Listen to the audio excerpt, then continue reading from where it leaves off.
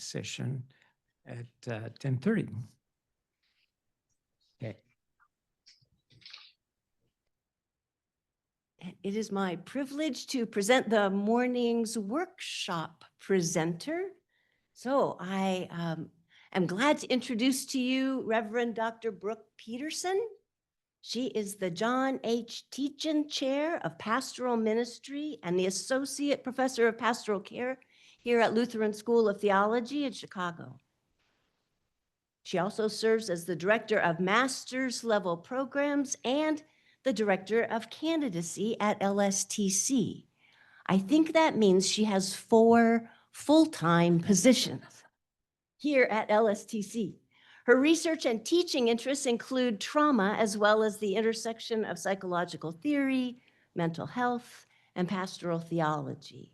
Her interest in clinical dimensions of pastoral care is integrated with a focus on the practices of pastoral care in our multicultural, multi-faith world. Brooke also maintains a small psychotherapy practice here in Chicago. Okay, researcher, author, psychotherapist, that's now we're up to like 7. Her workshop today will draw from her research and her most recent book, Religious Trauma, Queer Stories of Estrangement and Return, published with Rowman and Littlefield. Please join me in welcoming our presenter.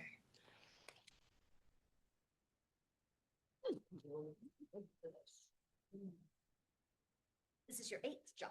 Yes, right. My 8th job. Yes. Thank you so much. It is such a gift to be here with you this morning at this very moment in history, because of course, as we've heard from our many speakers already, this is a moment in which we are being called again, as is so repeatedly present in many of our religious traditions, to speak with courage in this time, to speak truth to power and to resist powers that seek to destroy lives, hopes, and a just vision for the future.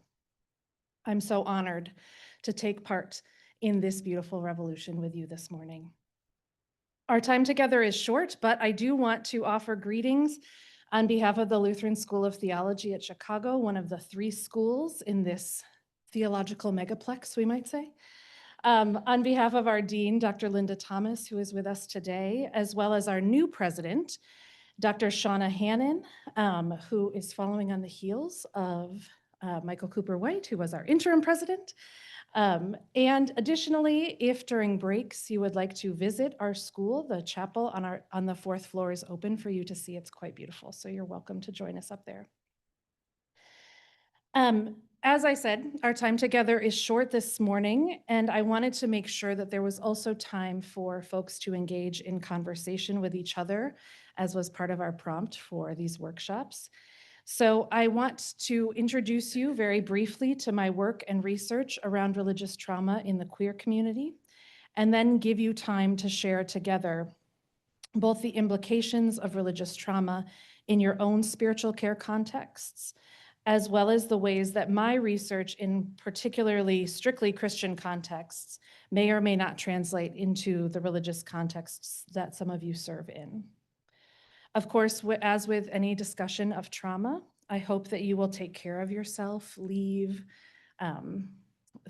mentally perhaps at times as needed. Your soul obviously matters in this work. So let me first begin by sharing a little bit about my own self-interest in this research. On August 21st, 2009, the Evangelical Lutheran Church in America's Churchwide Assembly, of which I am an ordained pastor, voted to expand our welcome of queer folks into ordained leadership in the ELCA. I was a voting member at this churchwide assembly. That's where much of our voting happens. And I was also a parish pastor here in Chicago at the time. That's my little church that I was serving in my first call on the northwest side of the city. And I remember the Sunday following this news of this vote, how even on that first Sunday, we suddenly had new queer families showing up to our church because they'd read about it in the New York Times, a place we did not often show up, and had seen the news that the ELCA had made this step. And as I learned more about their stories and what was bringing them back to church, it felt like something deeper was happening for them in this place. And then when I started my clinical work here in Chicago at the Center for Religion and Psychotherapy, which may be familiar to a number of you, I encountered people who were struggling in very intense ways with religious rejection and family rejection because of their sexuality. And the way they talked about it in those clinical rooms, as we talked about it together, felt very similar to me to the work I was doing with folks who had other kinds of more explicit traumatic experiences. And so I began to wonder what was happening here. And that's where my research questions were born. So I had a few ideas in the beginning of this work. My first was that loving people was not enough in a spiritual care context. It was better than hating people. I think most of us can agree. But it felt to me like something more was required than just saying, hey, we love all people here. I also aligned with Kohut's ideas about self-objects, that external objects function as a part of our self-machinery, and it's a way that we encounter ourselves, and that we can be psychologically injured when those self-objects are lost in traumatic ways. And that God, for many of the folks I was working with, felt like a much bigger deal than just any old self-object. Getting tossed out of the church meant something more than just people didn't like me there. Something was going on that was really painful. In my research with folks who experienced some form of religious trauma, I hoped that through their stories, we might be able to learn more about both how religious trauma manifests and how we can accompany folks who have experienced this kind of trauma as they're searching for a path toward healing. As Dr. Cooper White shared in her lecture last night about the rise of Christian nationalism, these stories aren't something of the past that isn't happening anymore, but are happening right now, particularly in communities that are aligned with this current political reality of Christian nationalism here in the United States.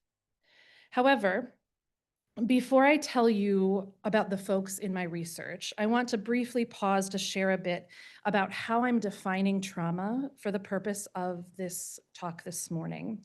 I know this concept of who defines trauma and how we name what it is not easily settled and will be further discussed, I think, by speakers today. So I won't spend a ton of time here, but I think it's important as a grounding for us about what it might feel like for an expanded view of trauma, primarily for those of you that might think about trauma mostly clinically.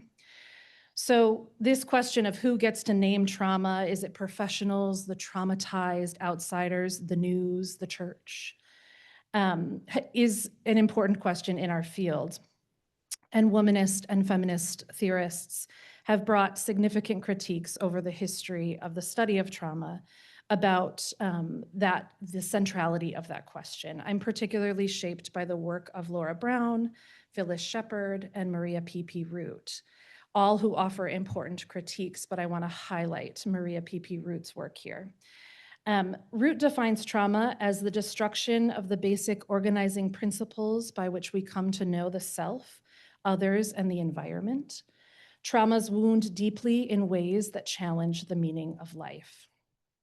And what I find very helpful in thinking about religious trauma is these three categories that Root highlights in thinking about how we understand what is traumatic. She talks first about direct traumas. We can probably think of many things that might fall into this category of direct trauma.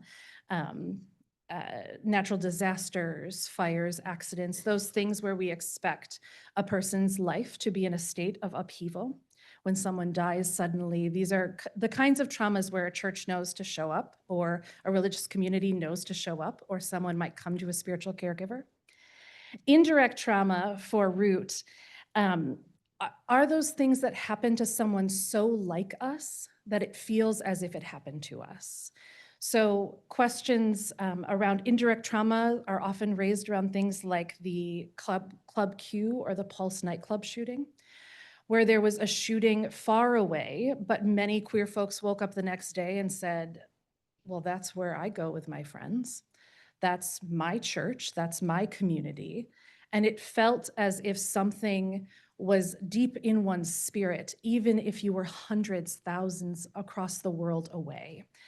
One of the issues that Root points out with indirect trauma is that oftentimes those outside of it think of this as either a personal failing or a characterological problem. You're too sensitive. This didn't happen to you. You need to think about the people that actually experienced this kind of trauma rather than feeling it deeply within yourself. But the last category, and the one I want to really sort of point to today in thinking about religious trauma, is what Root calls insidious trauma. So insidious trauma for Root shapes the worldview of its victims, rendering the world a place that cannot be trusted, a place where psychological safety, security, and survival is not guaranteed. This kind of trauma, she names, often resulting from things like homophobia, racism, sexism, transphobia, results in a construction of reality in which certain dimensions of security are not secure. The individuals often are alert to the potential threat of destruction or death, and accumulate practice in dealing with that threat. So this is particularly, I think, apparent now in the second Trump presidency, when the rules, laws, and expectations of many people about how LGBTQIA+ rights have become more central in our cultural discourse are again reminded that the world, the government can't be trusted. The defunding of the LGBTQ suicide lifeline being a prime example of this, right?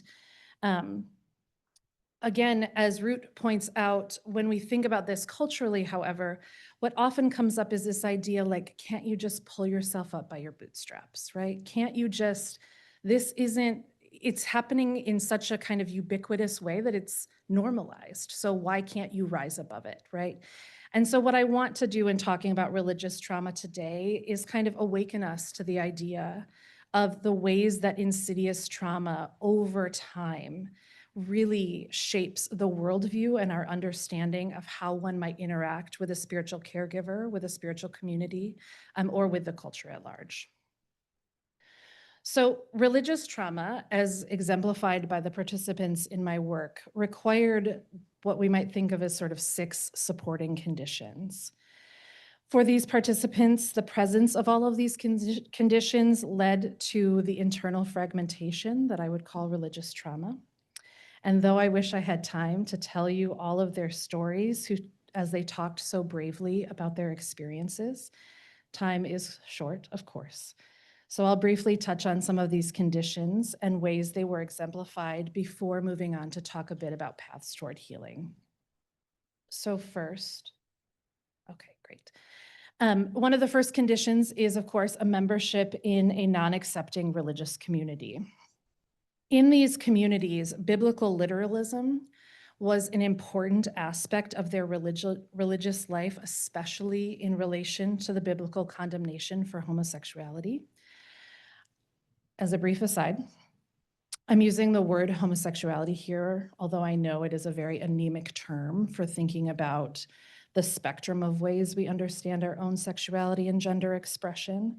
However, this was the term that was most commonly used in these religious communities, so I'm going to use it here too.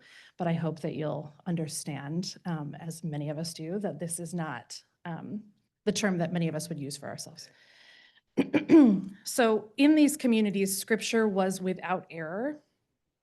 The Word of God was an ultimate source of guidance that led many of them to question things like climate change, evolution, things we would consider scientific facts. And the Word of God was the most important guide for ethical living. The level of participation expected in these communities was incredibly high. People spent weekends and often at least one weeknight at church events. The church provided them with very needed structure. It was a place of ultimate love and connection with the source of the universe, and a personal relationship with Jesus Christ was often expected. At the same time, those communities didn't allow for the maturation of this self-object relationship. So questions, doubts, ideas outside of this kind of accepted theology were considered unacceptable. And this really set people up for an internal fragmentation when that relationship with God as a self-object was lost. All participants, so there was an intense focus on the sinfulness of homosexuality. So all participants in my study were taught that this was a grave sin. In a number of congregations, this was regularly demonized. Homosexual people were said to be threatening. They wanted to trick people into their sinful lifestyle. And God was intensely interested in the sexual lives of Christians.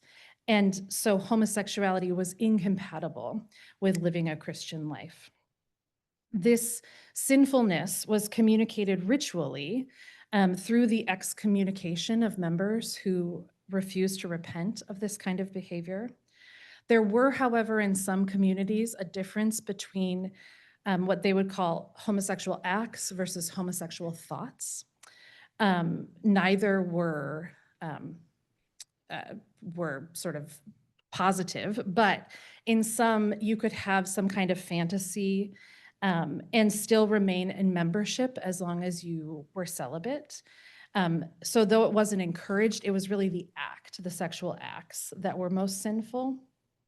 Fears that one might be queer themselves were meant to stay internal. And there was a sense that true belief in prayer could change one's thoughts and actions. A number of folks were very familiar with conversion. I'm saying the word therapy. We all know that's not therapy, right? Conversion therapy or dedicated prayer groups to excise this sin were very, very common. There was also a belief in the reality of hell. So I grew up Lutheran, as I said, when hell was spoken about. As I can remember as a child, it was sort of an idea. But for many folks in this work, it wasn't an intellectual idea. It was a literal place where one could expect to spend eternity. So hell was quite real, and their visions of what would happen to them in hell were graphically violent. Lakes of eternal fire, unending excruciating pain, complete separation from anything anyone has ever known and from God was only the beginning of the pain that they would suffer in the afterlife for eternity. This belief that they were going to die and spend eternity in excruciating pain meant that many of them recalled periods of anxiety attacks, self-harm, suicidal ideation, or suicide attempts. And what was even more startling to me was that in many congregations, these stories about hell and a theology which featured hell as a central vision of punishment started in their earliest Sunday school education. So this was not just you're hearing it as an adult in the sermon, but this is what you're hearing in your Sunday school classrooms when you're, a babe in elementary school. The next part was a decision, and I'm going to talk about that in quotes in a moment, to integrate a queer identity. So in many of these congregations, homosexuality was often considered, as I said before, a decision that could be reversed through prayer. The reason I'm using the word decision here is because for many folks in this study, they recognize that there was a possibility to foreclose on further development of this identity, which is not to say that one makes a decision to be a queer person, but rather that through the process of coming out from all of us as we considered and learned about our own sexuality, that if the costs associated with that were too high, people could discontinue that.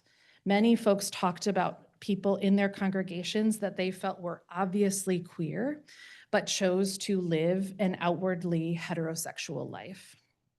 So the risk of losing a relationship with God, with the church, in many cases with their families, left these people with very few good options when considering their queer identity. They could either accept that this was a sin and actively repress their growing feelings and attractions, or they would lose a connection with people and structures that were most important to them. Many folks said they just couldn't live any longer this way without being honest about their sexuality, regardless of the consequences. This then, of course, led to a recognition of one's place outside of God's love. For all participants, the cost of integrating a queer identity was the loss of their community and membership in their non-accepting church. For many, this resulted in a formal excommunication or dismissal.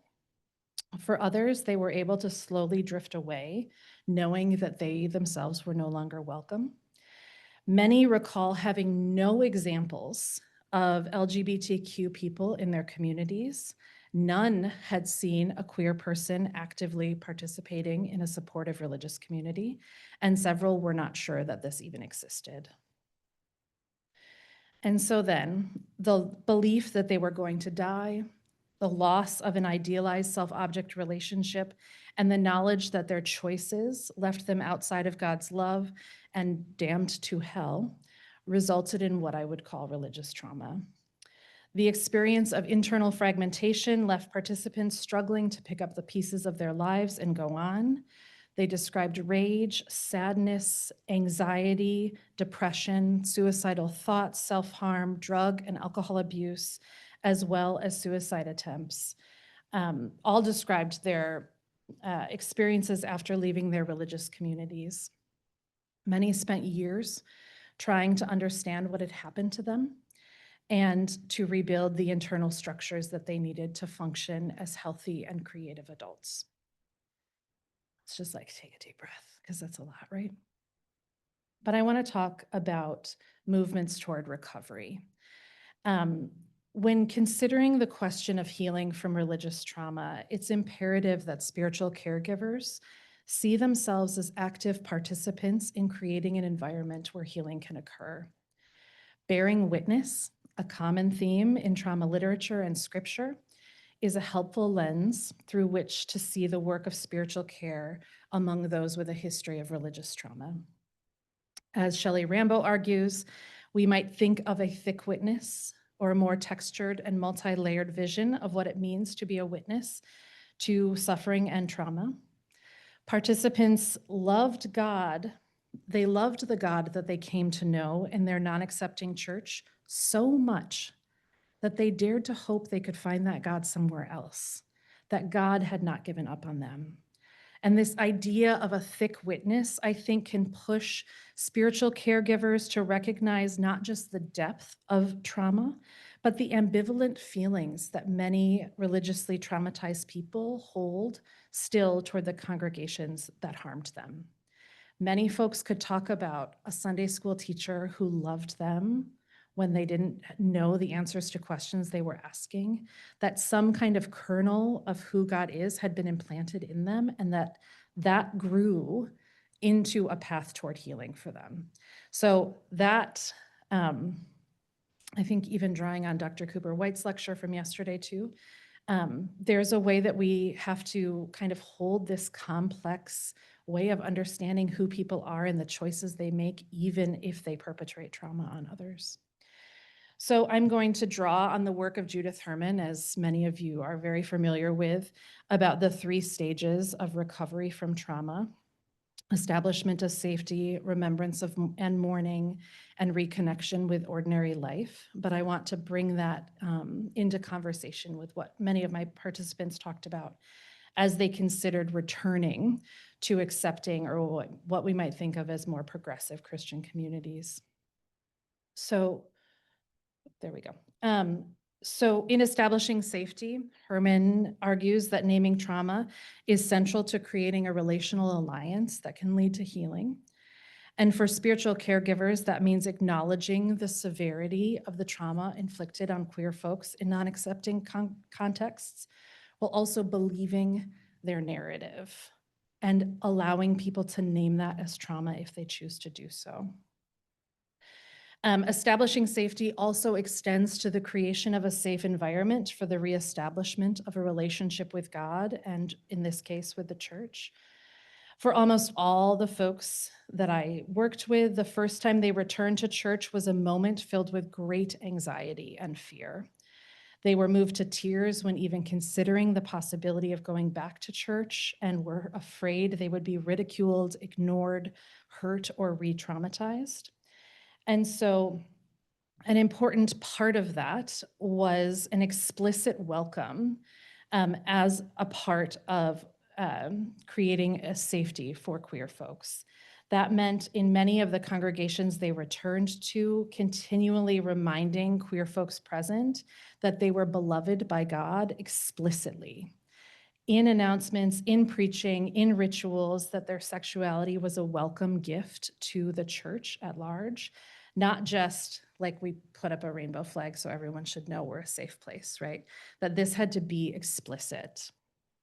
Many participants also talked about the importance of religious communities doing the work required to face their internal assumptions or prejudices that they may have toward queer folks. This meant going beyond tokenism and surface level welcome, but was described by one participant as a willingness to move toward a conversion of heart. This means that this kind of establishment of safety requires work on the part of a spiritual community, dialogue, listening, continuing to acknowledge the experiences of queer folks in the congregation. It's not just an open door. So as I said earlier, loving people, better than the alternative, right? But there is work that is involved in supporting people who've experienced religious trauma. The next part, drawing on Herman's work, is remembrance, and in this case, I add ritual inclusion. So for those folks who had been religiously traumatized, the concept of stories was present on a number of levels, both in telling their personal narrative, with the hopes that someone would bear witness to what had happened, and that was integral to recovery from trauma, but also the realization that their story could be a part of the larger story of God's people was a unique aspect of religious community. As noted earlier, religious trauma shatters the worldview that God and the community of God is trustworthy or just or good. And so by implementing this kind of theological imagination allows them, drawing on the work of Serene Jones, to re-narrate their experiences. Ritual participation in a safe community allowed this kind of theological imagination to be restored, and helped to rebuild a relationship that people had lost with God and with the church. Ritual was particularly meaningful because it told this liberative story of God's people, but also by participating in religious rituals open about themselves, about their sexuality and their relationships, was an act of liberation and freedom, which had been denied for far too long. So as many folks talked about, they had been told that God never wanted them to touch things that were sacred, never wanted them to take communion, didn't want them to be near the altar. And so to see people, queer families baptizing their babies, to see queer folks in religious leadership was like something that they had never imagined before. Finally, the last part of this reconnection for Herman, and what I want to name here as a double coming out process. So for Herman, the final stage of trauma recovery, though it's not like a line, right? We are going in circles all the time, involves reconnecting with the world as you are working toward this kind of new integration as a person. And so after trauma has been remembered, the work of reconnecting buffers one against future traumas. And so for folks in this study, the process of reconnection wasn't a final stage, but was present throughout their return to a progressive or accepting religious community. The process of reconnection was most apparent in the new task of living as a religious person in the queer community. So for everyone in this study, their initial coming out in the religious community was a site of intense trauma. This led to a severing of relationship with God and with the church. However, now returning to a progressive religious community, they described what might be called a second coming out process or a double coming out process. When they came out as when they came out as religious in the queer community.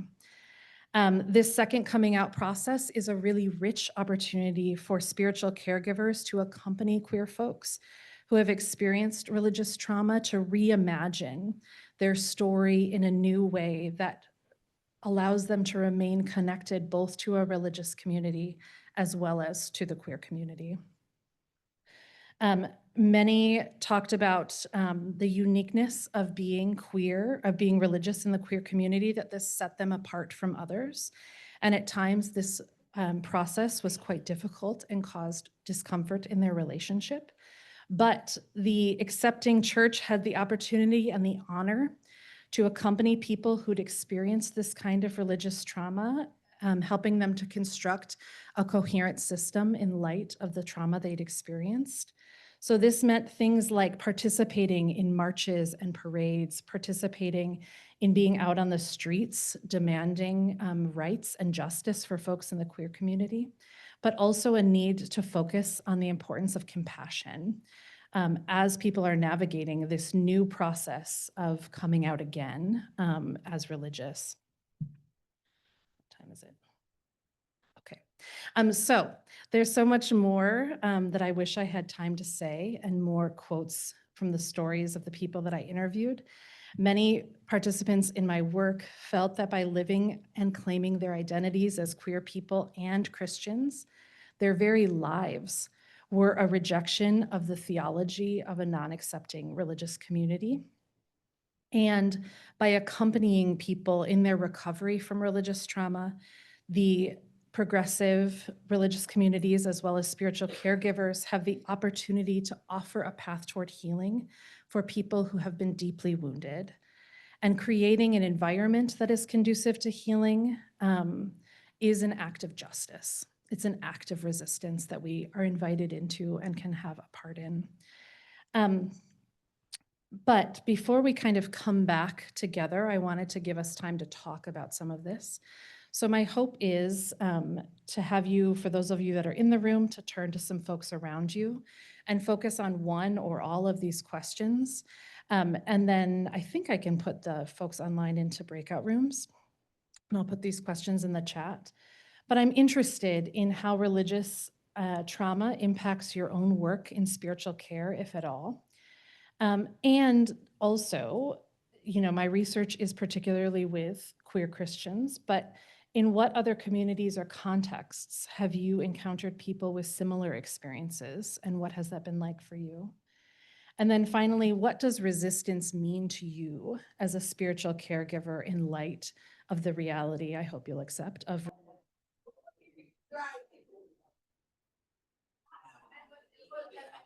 our online folks are back in the room, so perhaps we can come back together for a large group discussion.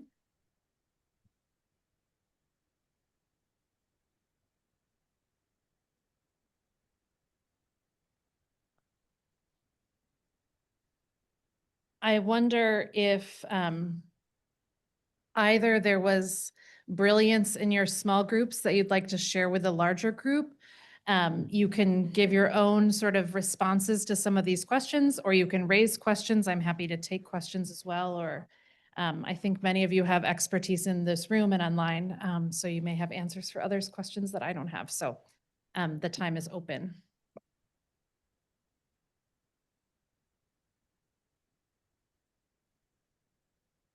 Anything from this group over here who had a lot to say, as far as I could tell? Okay, good. They're just talking about things. Okay. Any reflections from your group you want to share with a larger group? Or is it the worst when someone puts you on the spot? Okay. Oh, we got one over here. I'm waiting on you though. Thank you. Hi, I'm Monica. I'm at Harvard, but I also was just mentioning on the weekends I go out and chaplain at a Episcopal boarding school in Massachusetts, lead a Okay. Buddhist Sangha. So as a Buddhist chaplain, that we were talking about the last question, what does resistance mean to you as a spiritual caregiver in light of religious trauma? Religious trauma, especially religious trauma for LGBTQIA plus folks, is not unknown in the Buddhist world. But given that this presentation and conversation is generally around Christians, I want to highlight two things that I see. One is the refuge that some queer folk find in Buddhism, Yeah. because it's viewed in the United States as very progressive, although it's not always, but it's viewed that way.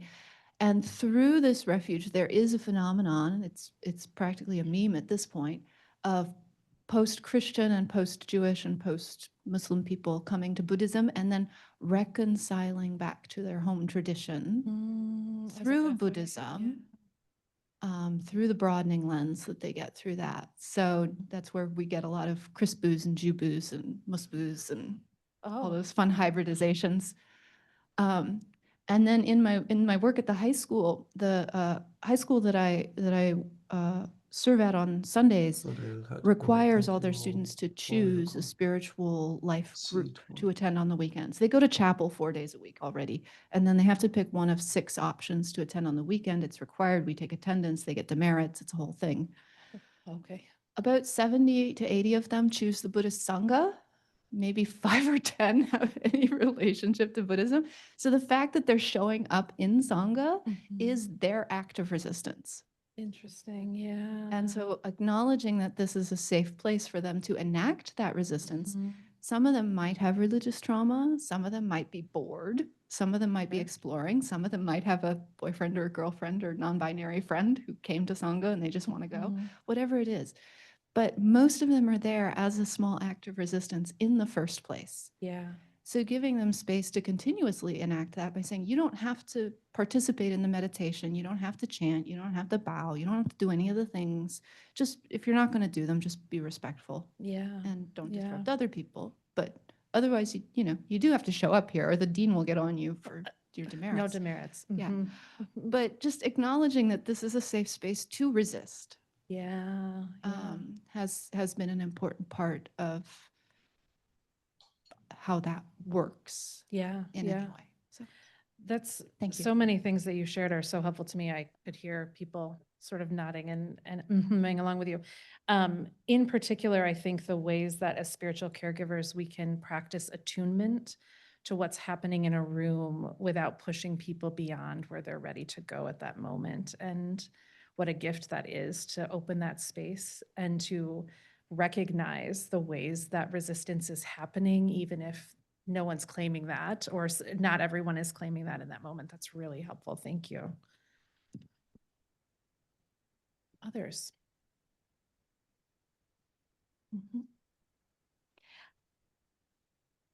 I'm trying to think how to formulate the question. You were talking about the double coming out, which I work with university students, and I see this kind of thing all the time.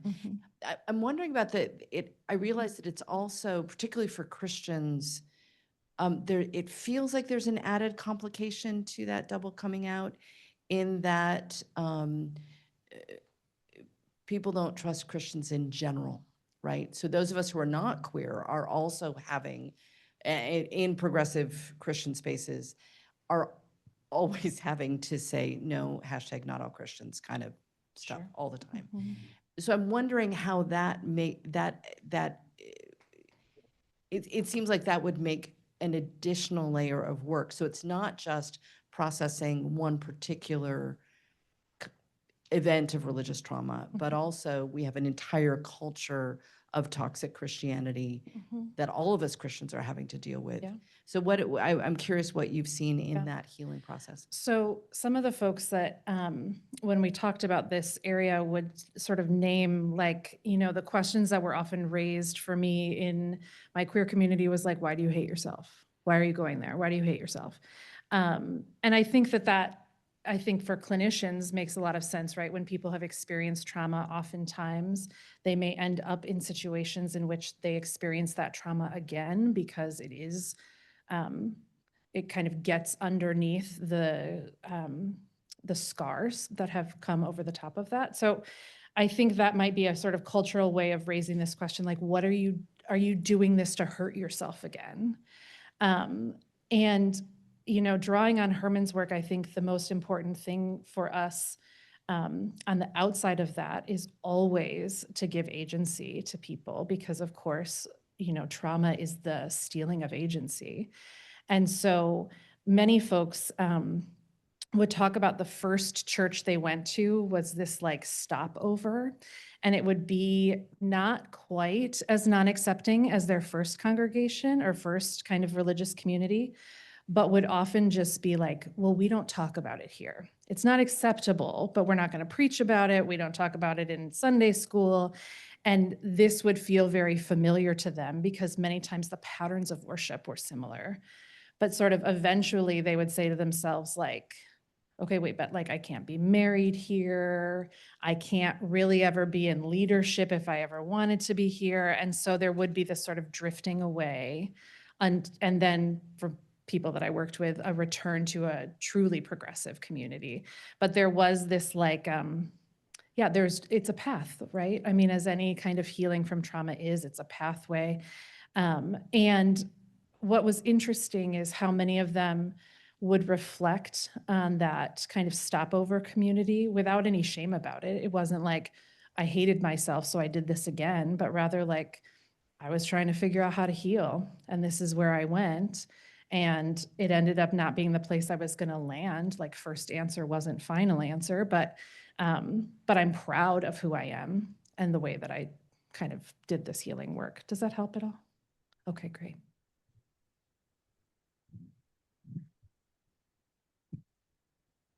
Any folks that are online, you're welcome to unmute as well.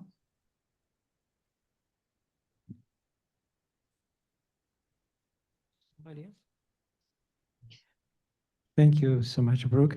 Now, just a little footnote. I I thought of the coming from pedagogy and curriculum theory, organizations such as ours and special faith communities have an explicit curriculum.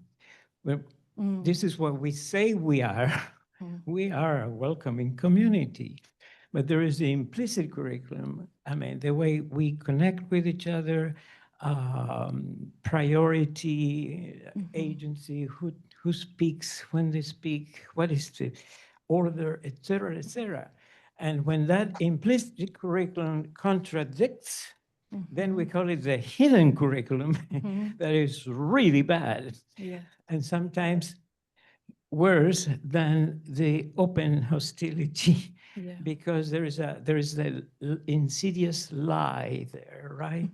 So I'm sure you have also found those things, and so resisting in that with that focus will consist in really prophetically pointing to the contradiction and therefore the, shall I say, unfaithfulness Yes. in that. Yeah.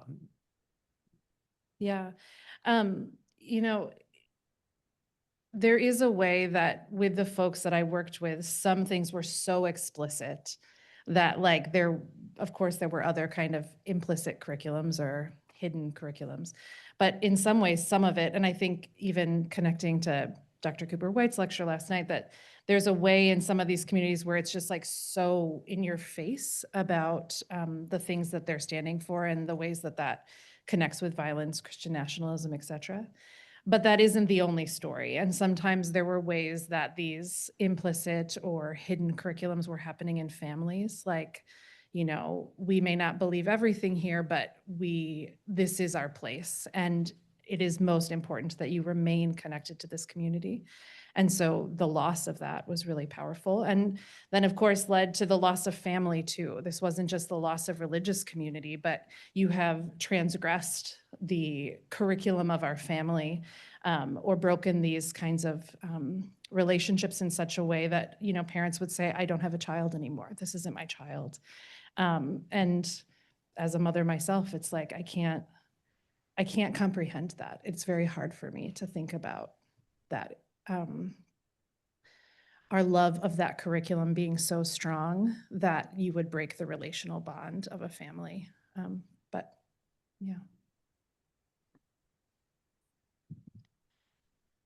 I know I was supposed to finish up by 11:30, so if I can, let's see, give you my last slide, which is basically, I think, just my name and email. So if there's any further conversation about this, of course, I'm happy to have that conversation with you. I want to thank you for your time and attention to this. This is what I think of as like heart work, right? This is my heart's work. Something I often say is that I wish it was not hyperbolic to name that these topics are matters of life and death, but they actually are. People are dying. And so I'm just so grateful to share with you and to be in this work with you. And I believe spiritual care really matters. It really matters right now. It's really mattered in the past. It will really matter in the future. And so I just am filled with gratitude. Thank you for this time and for working toward a different future with me. Thanks.